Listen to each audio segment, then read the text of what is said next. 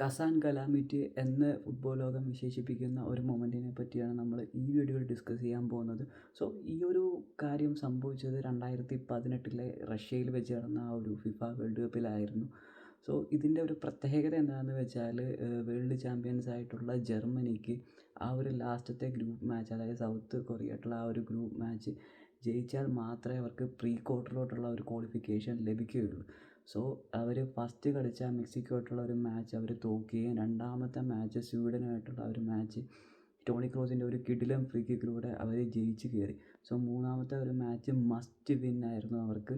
So അവർ ആ ഒരു മാച്ചിന് വേണ്ടി ടോണി ക്രൂസ് മിഡ്ഫീൽഡിൽ നയിക്കുന്ന ആ ഒരു ജർമ്മനി ഒരുപാട് അറ്റാക്കിങ് ത്രെട്ടും കാര്യങ്ങളൊക്കെ ക്രിയേറ്റ് ചെയ്തിട്ട് പോലും എന്താ പറയുക, അവർക്ക് കളീൻ്റെ അവസാനം വരുമ്പോഴത്തേക്കും സൗത്ത് കൊറിയയ്ക്ക് ഒരു കോർണർ ലഭിക്കുന്നു.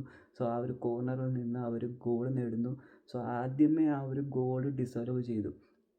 അതിനുശേഷം 2018 വേൾഡ് കപ്പിലാണ് വാർ എന്ന് പറഞ്ഞൊരു സിസ്റ്റം ഫസ്റ്റ് ഇംപ്ലിമെൻറ്റ് ചെയ്തത്.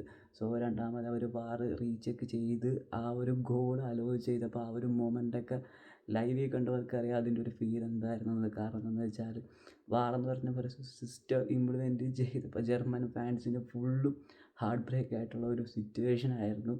അതിനുശേഷം ജർമ്മനി പിന്നെ ഓൾ ഔട്ട് അറ്റാക്കിന് പോയി. ഈവൻ മാനുവൽ ന്യൂയർ വരെ ഗോൾ ലൈനിലുള്ള അറ്റാക്കിനോടൊക്കെ എത്തിയതിന് ശേഷം അവർക്ക് അവിടെയും ഒരു ഗോൾ കൺസീഡ് ചെയ്യേണ്ടി വന്നു. സൺ ഹ്യൂമൻ ഒരു കിടിലൻ റണ്ണിലൂടെയാണ് രണ്ടാമത്തെ ഗോളും നേടി. അങ്ങനെ ജർമ്മനി ആ ഒരു വേൾഡ് കപ്പിൽ നിന്ന് അതായത് പുറത്താകുകയും ചെയ്തു. ജർമ്മൻ ഫുട്ബോൾ ചരിത്രത്തിൽ ആ ഒരു വേൾഡ് കപ്പ് ഹിസ്റ്ററിയിൽ അവർ ആദ്യമായിട്ടാണ് വേൾഡ് കപ്പിൽ നിന്ന് തന്നെ പുറത്താകുന്നത്.